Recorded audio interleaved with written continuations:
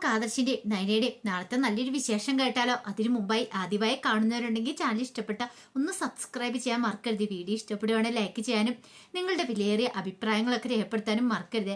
അങ്ങനെ നാളത്തെ വിശേഷത്തില് അനിയൻ നന്ദുവിനെ വെച്ച് ചില സംശയങ്ങളൊക്കെ നവീന്റെ മനസ്സിലുണ്ടാകുന്നുണ്ട്. അത് അനിയോടൊന്ന് ചോദിക്കാത്തോണ്ട് നവീൻ ഒരു സമാധാനം ഉണ്ടായിരുന്നില്ല. പിന്നീട് അനിയെ കാണാനായിട്ട് നവീൻ ചെന്നു. അങ്ങനെ സംസാരിക്കുന്ന സമയത്ത് അനിയോട് ചോദിച്ചു, അല്ല നീ നന്ദുവും തമ്മിൽ നല്ല ഫ്രണ്ട്സ് ആണോന്ന് ചോദിക്കുക. ആഹാ, ഇതാ ഇപ്പൊ നല്ലതായത്. നിനക്കറിയാവുന്ന കാര്യമല്ലേ ഞങ്ങൾ നല്ല തിക്ക് ഫ്രണ്ട്സ് ആണെന്നുള്ള കാര്യം. അല്ല എങ്കിലും എപ്പോഴും നീ ഇങ്ങനെ അവളെ ബൈക്കിന് പിന്നി വെച്ച് നടക്കുന്നത് അതത്ര ശരിയായിട്ടുള്ള കാര്യമാണോ? കല്യാണ പ്രായം എത്തിയ ഒരു പെൺകുട്ടിയല്ലേ അവള്. ഇത് കേട്ട് തോന്നി പറഞ്ഞു, ആ ഇത് കൊള്ളാലോ, നീ എന്താ അവളുടെ ആങ്ങളെയോ? കൊള്ളാലോ. അപ്പോഴേക്കും നവീൻ മനസ്സിൽ പറഞ്ഞു, ആങ്ങളെയല്ല, ഞാൻ അവളെ കെട്ടാനായിട്ട് ആഗ്രഹിക്കുന്ന. എന്റെ മനസ്സിൽ അവളിങ്ങനെ നിറഞ്ഞു നിൽക്കുക, പക്ഷെ അത് വിളിച്ചു പറയാൻ പറ്റില്ലല്ലോ. അപ്പോഴേക്കും നവീൻ ഒന്നും മിണ്ടിയില്ല. ആ സമയം അനി ചോദിച്ചു, നീ എന്താണോ ഒന്നും മിണ്ടാത്തെ? ഒന്നുമില്ല.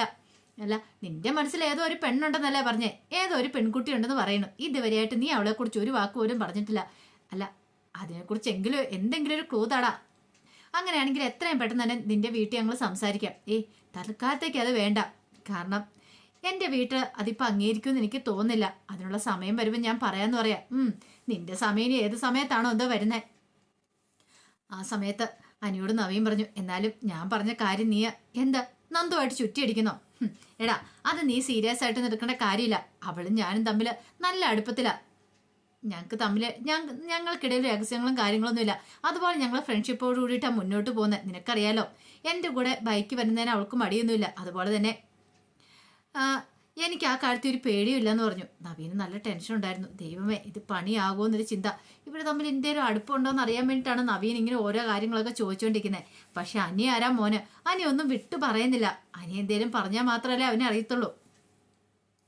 പിന്നീട് നവീൻ അങ്ങോട്ടേക്ക് പോയി. ആ സമയത്ത് നവ്യ നല്ല കട്ടക്കലിപ്പില് മുറിയിലിരിക്കുകയാണ്. ജലജ അങ്ങോട്ട് വന്നു, മോളെ വാ ആഹാരം കഴിക്കാന്ന് പറയണ. അപ്പോഴേക്കും നവ്യ പറഞ്ഞു, എനിക്കെന്തോ വിശപ്പില്ല എന്ന് പറഞ്ഞിട്ടൊന്നും കാര്യമില്ല, മോള് വരാൻ പറയണ. അങ്ങനെ ഡൈനിങ് ടേബിളിലേക്ക് വിളിച്ചുകൊണ്ട് പോയി. അങ്ങനെ അവർ ആഹാരം കഴിക്കാൻ തുടങ്ങുകയാണ്. അപ്പോഴേക്കും നയനയും കൂട്ടിക്കൊണ്ട് ദേവേനെ അങ്ങോട്ടേക്ക് വന്നു. നയനോട് പറഞ്ഞു, മോളെ ആഹാരം കഴിക്കും, ഞാൻ വിളമ്പി തരാന്നൊക്കെ പറയണം. ഇത് കേട്ടപ്പോൾ നവ്യ ഒരു പുച്ഛഭാവത്തിൽ അവിടെ ഇരിക്കുക. ജലജ നവ്യയ്ക്കും അബിക്കും വേണ്ടി വേറെ ഫുഡാണ് ഉണ്ടാക്കുന്നത്. അത് കുറച്ച് ദിവസമായി ഇങ്ങനത്തെ പരിപാടികളൊക്കെ തുടങ്ങിയിട്ട് തന്നെ. അങ്ങനെ നയന കഴിക്കായിരുന്നു. ഇപ്പം നയനെ മൈൻഡ് പോലും ചെയ്തില്ല നവ്യ ജലജയോട് പറഞ്ഞു, അമ്മ ആ കറിയും കെടുക്കാനൊക്കെ പറയണം. അപ്പോഴേക്കും ദേവേനെ പറഞ്ഞു, ദേ നവ്യെ ഈ കറി എടുത്ത് കൂട്ടിക്കോ. ഞങ്ങൾക്കാരുടെയും കറിയൊന്നും വേണ്ട. എനിക്കും എൻ്റെ അബിക്കും കുഞ്ഞിനും ഒക്കെ ഉള്ളത് എൻ്റെ അമ്മ ഉണ്ടാക്കി തരുന്നുണ്ട്, ഞങ്ങളത് കഴിച്ചോളാം. അല്ലെങ്കിലും എനിക്ക് വേണ്ടിയിട്ട് ആരും പ്രത്യേകിച്ച് ബുദ്ധിമുട്ടേണ്ട കാര്യമൊന്നുമില്ല. ദേവേന് പറഞ്ഞു, അതിങ്ങനെ നവ്യെ ബുദ്ധിമുട്ടാകുന്നേ. ഇവിടെ ഇത്രയും കാലം എല്ലാവർക്കും വേണ്ടിയിട്ടല്ലേ വെച്ച് വിളമ്പിക്കൊണ്ടിരുന്നേ. പെട്ടെന്ന് നീ ഇങ്ങനെയൊക്കെ ചെയ്ത് കഴിഞ്ഞിട്ട് ചോദിച്ചെന്നേ ഉള്ളൂ. നിനക്കിഷ്ടമുണ്ടോ നീ എടുത്ത് കൂട്ടാൻ പറയണം. അത് കേട്ടപ്പോൾ നയന പറഞ്ഞു, വേണ്ടമ്മേ, നവ്യേച്ചിക്ക് ഇഷ്ടമില്ലെങ്കിൽ നവ്യേച്ചി കഴിക്കണ്ട. അതേടി നീ അതല്ല അതിലപ്പുറവും പറയുമെന്നറിയാം. നീ വലിയ പുതിയ ആളാണല്ലോ, പഴയ സ്വഭാവമൊന്നും അല്ലോ നിനക്ക്. വലിയ വീട്ടിലേക്ക് വന്നു കഴിഞ്ഞപ്പോൾ സ്വഭാവത്തിലെ മാറ്റം. പോരാത്തന്നെ MDയുടെ ഭാര്യയാണല്ലോ, അതിൻ്റെതായ അഹങ്കാരം കാര്യങ്ങളൊക്കെ ഉണ്ട്. നയന പറഞ്ഞു, ചേച്ചി ഇല്ലാത്ത കാര്യങ്ങൾ വെറുതെ പറയണ്ട. അതേടി ഇല്ലാത്ത കാര്യങ്ങൾ തന്നെയാ. എന്നെക്കൂടെ കൂടുതലൊന്നും പറയിപ്പിക്കാതിരിക്കാൻ നല്ലത്. ഞങ്ങൾ എന്തെങ്കിലുമൊക്കെ കഴിച്ചിങ്ങനെ മുന്നോട്ട് പോയിക്കോളാം. കൂടുതൽ ഞങ്ങളുടെ കാര്യത്തിൽ ഇടപെടാതിരുന്നാൽ മതി. എന്നെ എൻ്റെ അഭിയും കുഞ്ഞിനെയൊക്കെ അടിച്ചിറക്കാനല്ലേ നിങ്ങളൊക്കെ ശ്രമിച്ചുകൊണ്ടിരിക്കുന്നത്. കാണാം ഇവിടുന്ന് ആരാ പോകുന്നതെന്ന്. അപ്പോഴേക്കും നയന പറഞ്ഞു, ചേച്ചി ഞാൻ അത് സ്വപ്നത്തിൽ പോലും ചിന്തിക്കാത്ത കാര്യമാണ് ചേച്ചീനെ ഇവിടെ നിന്ന് ഇറക്കി വിടണമെന്ന്. എനിക്ക് അതിൻ്റെ ആവശ്യമില്ല, അറിയാലോ. എന്നെപ്പോലെ തന്നെ ചേച്ചിക്ക് ഇവിടെ അവകാശമുണ്ട്. പിന്നെ അവകാശമുണ്ട് പോലും അത് വായും കൊണ്ട് പറയുന്നല്ലേ ഉള്ളൂ. അല്ലാതെ ഈ വീട്ടിൽ ആരെങ്കിലും അബിയുടെ അമ്മയൊക്കെ ഈ കുടുംബത്തിലെ അംഗങ്ങളായിട്ട് കാണുന്നുണ്ടോ? അങ്ങനെ കാണുന്നുണ്ടായിരുന്നെങ്കിൽ ഒരു കാരണവശാലും ഇങ്ങനെ സംഭവിക്കില്ലായിരുന്നു. അബിയെ കമ്പനിയിൽ നിന്ന് ഇറക്കി വിടില്ലായിരുന്നു. അതും ഇന്നലെ കയറിയ അനി. അവൻ എന്ത് അധികാരം ഉണ്ടായിട്ട് അവൻ അങ്ങനെയൊക്കെ ചെയ്തേ? എന്ത് അവകാശം അവനിരിക്കുന്നേ? 2 ദിവസം കമ്പനിയിലേക്ക് കയറി കഴിഞ്ഞപ്പോൾ അവൻ്റെ അഹങ്കാരം ചില്ലറയൊന്നുമല്ല. ഇതങ്ങനെ വിടാൻ ഞാൻ ഉദ്ദേശിക്കുന്നില്ല. എന്ത് ചെയ്യണമെന്ന് എനിക്കറിയാം. ദേവേനി പറഞ്ഞു, വെറുതെ ഒരു പ്രശ്നം ഉണ്ടാക്കാൻ നീ നിൽക്കണ്ട നവ്യെ. അത് കൂടുതൽ പ്രശ്നത്തിൻ്റെ വഴി തെളിക്കുള്ളൂ. നിനക്ക് കാര്യമൊന്നും അറിയത്തില്ലാത്തതാണ് നീ ഇങ്ങനെയൊക്കെ സംസാരിക്കുന്നേ. ജലജ പറഞ്ഞു, പിന്നെ ഏട്ടത്തിക്ക് ഇപ്പം എല്ലാ കാര്യവും അറിയാലോ. ഏട്ടത്തി വലിയ പുണ്യാളത്തിയൊന്നും ആവണ്ട. ഏട്ടത്തിയുടെ മോൻ ചെയ്തതിനൊക്കെ എൻ്റെ മോനെ എപ്പോൾ അനുഭവിച്ചുകൊണ്ടിരിക്കുന്നത്. പാവം എൻ്റെ അബി, അവൻ എത്ര ദിവസം ജയിലിൽ കിടന്നറിയാവോ? എന്നിട്ടോ നിങ്ങൾ ആരെങ്കിലും തിരിഞ്ഞു നോക്കിയോ? അതും പോരാഞ്ഞിട്ടിപ്പം വെച്ചു ഉടമ്പി ഊട്ടിക്കാൻ ശ്രമിക്കുന്നു എന്നൊക്കെ പറഞ്ഞിട്ട് ചീത്ത പറഞ്ഞു. നവ്യയോട് പറഞ്ഞു, മോള് കഴിക്കുക, മോൾക്കുള്ളല്ലേ ഈ അമ്മ ഉണ്ടാക്കി തരാമെന്നൊക്കെ പറയുകയാണ്. നയന ദേവേനയെ നോക്കി ഒന്നും മിണ്ടണ്ടെന്ന് കണ്ടുകൊണ്ട് കാണിച്ചു. അങ്ങനെ വൈകുന്നേരം ആയി കഴിഞ്ഞപ്പോൾ അനി നന്ദുവിനെ വിളിക്കുകയാണ്. നന്ദുവിനെ വിളിച്ചിട്ട് ചോദിച്ചു, നന്ദു നീ ഫ്രീ ആയെന്ന് ചോദിക്കുക. എന്താ? അതെ, നമുക്കൊന്ന് മീറ്റ് ചെയ്താലെന്ന് ചോദിക്കുകയാണ്. അല്ല, രാവിലെ നമ്മൾ കണ്ടല്ലേ, എന്തോ നമുക്കൊന്ന് കാണാം, നമുക്ക് പുറത്ത് പോയി ഫുഡൊക്കെ കഴിക്കാമെന്ന് പറയണം. അത് കേട്ടപ്പോൾ നന്ദു പറഞ്ഞു, ഒരു 10 മിനിറ്റ് ഞാനിപ്പോൾ തന്നെ ഇറങ്ങാമെന്ന് പറയണം. അങ്ങനെ എന്ത് ചെയ്തു? അനിയുടെ അടുത്തേക്ക് നന്ദു വന്നു. ആ സമയത്ത് നന്ദു പറഞ്ഞു, ദേ ഇപ്പം തന്നെ സമയം അങ്ങോട്ട് വൈകി, സന്ധ്യ ആയെന്ന് പറയണം. അതിനെന്താ? ഒന്നുമല്ലേ, നീ 10-23 വയസ്സുള്ളൊരു പെൺകുട്ടിയല്ലേ, പോരാത്തന്നെ എസ്സായി. നിനക്കെന്താ പേടിയുണ്ടോ?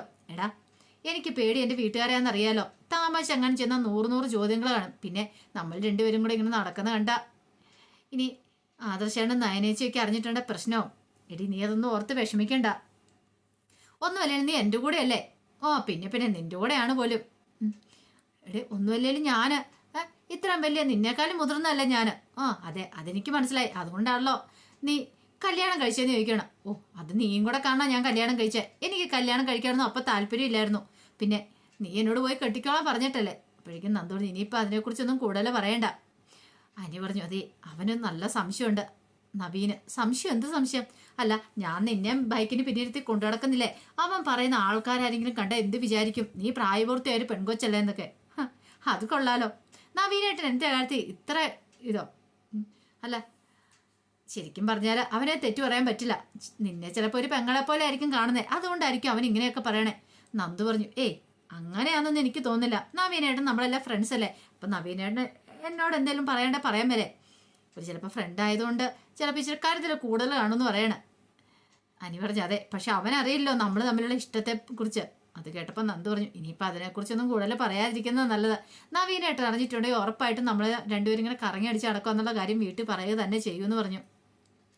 എന്നാൽ ശരി, ഇനി സംസാരിച്ച് സമയം കളയണ്ട, നമുക്ക് നേരെ റെസ്റ്റോറൻറ്റിലേക്ക് പോകാമെന്ന് പറഞ്ഞുകൊണ്ട് അവർ രണ്ടുപേരും കൂടെ പോവാണ്. ആ സമയം ആദർശ് ജോലി കഴിഞ്ഞ് വീട്ടിലേക്ക് വന്നു. ഇപ്പം നയന ഇറങ്ങി ചെന്നു. പിന്നീട് നയനോട് സംസാരിക്കുന്ന സമയത്ത് ആദർശ് പറഞ്ഞു, അതെ 2 ദിവസം കഴിഞ്ഞ് നാളെ അങ്ങോട്ട് പോകും, ഞാൻ മറ്റന്നാൾ ഗൾഫിന് പോകാമെന്ന് പറയണം.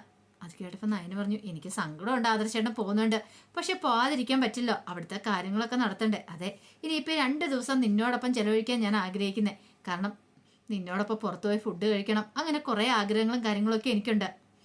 അത് കേട്ടപ്പോൾ നയന പറഞ്ഞു, എനിക്കും ആഗ്രഹമുണ്ട്, ഞാനും മനസ്സിൽ ആഗ്രഹിച്ച കാര്യമോ, എന്നിട്ടാണോ നീ എന്നോട് പറയാതിരുന്നേ? അത് പിന്നെ ആദർശേട്ടനും ബുദ്ധിമുട്ടാവില്ലോ എന്ന് കരുതിയിട്ടാ. കാരണം ഈ തിരക്കിനിടയ്ക്ക് ഞാൻ ആദർശേട്ടനെ വിളിച്ചിട്ടുണ്ടെങ്കിൽ അത് ശരിയാവും ഓർത്തിട്ടാ. ഓ, അതൊന്നും ഓർത്ത് നീ വിഷമിക്കണ്ട. ഇപ്പോഴേ ഒരാളല്ല, നീ 2 പേരാ. നിന്റെ ആഗ്രഹങ്ങളൊക്കെ നിറവേറ്റാൻ വേണ്ടിയിട്ടല്ലേ ഞാനിരിക്കുന്നത്. നമുക്കൊരു കാര്യം ചെയ്യാം, പുറത്തു പോയി ചുറ്റിക്കറങ്ങി പുറത്തുനിന്ന് ആഹാരമൊക്കെ കഴിച്ചിട്ട് തിരിച്ചു വരാം. എങ്ങനെയുണ്ട്? അത് കൊള്ളാം, അത് നല്ല ഐഡിയ തന്നെയാ. അങ്ങനെയാണ് പോയേക്കാന്ന് പറയണ. പിന്നീട് ദേവേൻ്റെ അടുത്ത് എന്നിട്ട് നയന പറഞ്ഞു, അമ്മ ഞങ്ങളൊന്ന് പുറത്ത് പോയിട്ട് വരാമെന്ന് പറയണ. എന്താ മോളെ? അല്ല, ആദർശേട്ടൻ പോവല്ലേ, അതുകൊണ്ട്. പോകുന്നതിനൊന്നും കുഴപ്പമില്ല, അറിയാലോ. പിന്നെ പുറത്തുനിന്ന് ഫുഡൊന്നും അങ്ങനെ അധികം മേടിച്ച് കഴിക്കരുത്. ഗർഭിണിയായിരുന്ന സമയത്ത് ചിലപ്പോൾ അത് വയറ്റിൽ പിടിച്ചെന്ന് വരത്തില്ല, കുഞ്ഞിന് ചിലപ്പോൾ ദോഷം ചെയ്യുന്ന കാര്യമാണ്. ആദർശം പറഞ്ഞു, അതൊക്കെ നോക്കിയും കണ്ടു ഞാൻ ചെയ്യത്തുള്ളൂ. പിന്നെ ഇടയ്ക്കിടയ്ക്ക് മോളെ ഇങ്ങനെയൊക്കെ കൊണ്ടുപോകുന്ന നല്ല കാര്യമാണ്. എപ്പോഴും വീട്ടിൽ തന്നെ ഇരിക്കുമല്ലേ, ഇടയ്ക്കൊന്ന് കമ്പനിയിലേക്ക് വരുന്നതല്ലേ ഉള്ളൂ. ദേവേനിക്ക് സന്തോഷമുള്ളൊരു കാര്യമായിരുന്നു. അങ്ങനെ ആദർശം നയനയും കൂടെ പുറത്തിറങ്ങുകയാണ്. അവർ പുറത്ത് പോയി കുറച്ച് ഷോപ്പിംഗ് കാര്യങ്ങളൊക്കെ നടത്തി. പിന്നീട് നയനോട് പറഞ്ഞു, നമുക്കിനി പോയി നല്ലൊരു റെസ്റ്റോറൻറ്റിൽ പോയി ആഹാരം കഴിക്കാം, ഇവിടെ തൊട്ടടുത്ത് നല്ലൊരു റെസ്റ്റോറൻറ്റ് ഉണ്ടെന്ന് പറയണേ. ഇതേ സമയത്ത് നന്ദു അനിയും കൂടെ ആ റെസ്റ്റോറൻറ്റിലേക്ക് ചെന്നിട്ടുണ്ടായിരുന്നു. അവിടെ ഇരിക്കുന്ന സമയത്ത് നന്ദു അനിയോട് പറഞ്ഞു, ദൈവമേ, ആരെങ്കിലും പരിചയക്കാരിങ്ങോട്ട് വന്നാൽ തീർന്നു. വീട്ടിൽ നിന്നെങ്ങാനും ആരെങ്കിലും വന്ന് കണ്ട ഇതോടുകൂടി കാര്യത്തിലൊരു തീരുമാനം ഉണ്ടാവും, പിന്നെ ഇത് മതി എന്നൊക്കെ പറഞ്ഞു. അപ്പോഴേക്കും അനി പറഞ്ഞു, ആദർശേട്ടൻ നയനേച്ചി വരാതിരുന്നാൽ മാത്രം മതിയായിരുന്നു, വേറെ ആര് കണ്ടാലും പ്രശ്നമില്ല. അങ്ങനെയൊക്കെ അവർ പറഞ്ഞു. ആദ്യം അവരൊരു ജ്യൂസ് ഓർഡർ ചെയ്തു. അങ്ങനെ ജ്യൂസൊക്കെ കുടിച്ചുകൊണ്ടിരിക്കുക ഫുഡിന് ഓർഡർ ചെയ്തിട്ട്. അപ്പോഴേക്കാണ് കഷ്ടകാലം പിടിക്കാനായിട്ട് ആദർശം നയനയും കൂടെ അങ്ങോട്ടേക്ക് കടന്നു വരുന്നത്. അനിയാണ് ആദ്യം കാണുന്നത്. അനി പറഞ്ഞു, നന്ദു നീ നോക്കുന്നത് ആരാ വരുന്നതെന്ന്. ആദർശേട്ടൻ നയനെടുത്ത് രണ്ടുപേരും മുഖം മറച്ച് ഇരിക്കുവാണ്. എത്ര മുഖം മറച്ചെന്ന് പറഞ്ഞാലും നയനെ ഒടുവിൽ അവരെ കാണുക തന്നെ ചെയ്തു. പെട്ടെന്ന് ആദർശനോട് പറഞ്ഞു, ആദർശേട്ടാ തെങ്ങ് നോക്ക്, അതാരാ ഇരിക്കണേന്ന് നോക്കാൻ പറയുകയാണ്. ആദർശം നോക്കിക്കഴിഞ്ഞപ്പോഴത്തേനും നന്ദുവനെയും ആദർശനും നയനിക്ക് ഒരു കാര്യം മനസ്സിലായി. എല്ലാവരുടെയും കണ്ണിപ്പൊടിയിട്ട് രണ്ടുപേരും ഇപ്പോഴും കാണുന്നുണ്ട്. 2 പേർക്കും പിരിയാൻ പറ്റാത്ത അടുപ്പാണ്. നന്ദുവിനോട് ചോദിക്കുമ്പോൾ നന്ദു പറയുന്നത്, ഞാനിപ്പോൾ അനിയെ കാണുന്നില്ല, സംസാരിക്കുന്നില്ല എന്നൊക്കെ പറയുന്നുണ്ട്. പക്ഷെ എന്നാലും അവരതുപോലെ അല്ല, അവരിപ്പോഴും കാണുന്നുണ്ട്, സംസാരിക്കുന്നുണ്ട് എന്നൊക്കെ ആ സത്യങ്ങളൊക്കെ അവർ രണ്ടുപേരും തിരിച്ചറിയുകയാണ്. ഇതിങ്ങനെ പോയിട്ടുണ്ട്, എവിടെ എത്തുമെന്ന് പോലും അറിയത്തില്ല. അങ്ങനെ അവർ നേരെ നന്ദുവിനെ അനിയുടെ അടുത്തേക്ക് വരുമ്പോഴത്തേനും എന്ത് ചെയ്യണമെന്ന് അറിയില്ല, രണ്ടുപേരും കൂടെ നിൽക്കുകയാണ് കള്ളത്തരം പിടിക്കപ്പെട്ട രീതിയിൽ. അപ്പം അതിൻ്റെ വിശേഷങ്ങളൊക്കെയാണ് കാണാൻ പോകുന്നത്. ആ വിശേഷങ്ങൾക്കായി നമുക്ക് എല്ലാവർക്കും കാത്തിരിക്കാം കേട്ടോ. ഒരിക്കൽ കൂടി എല്ലാവർക്കും ശുഭരാത്രി നേർന്നുകൊണ്ട് നിർത്തുന്നു.